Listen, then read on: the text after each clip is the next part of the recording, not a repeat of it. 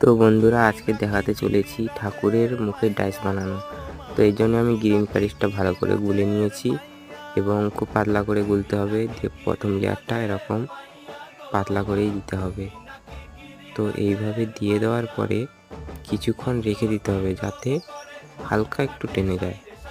এরপর আমি সাদা প্যারিসটা গুলে করে আর হালকা করে আমি দিয়ে দিয়েছি। এটা একটু ওর থেকে একটু মোটা টাইপের গুলতে হবে।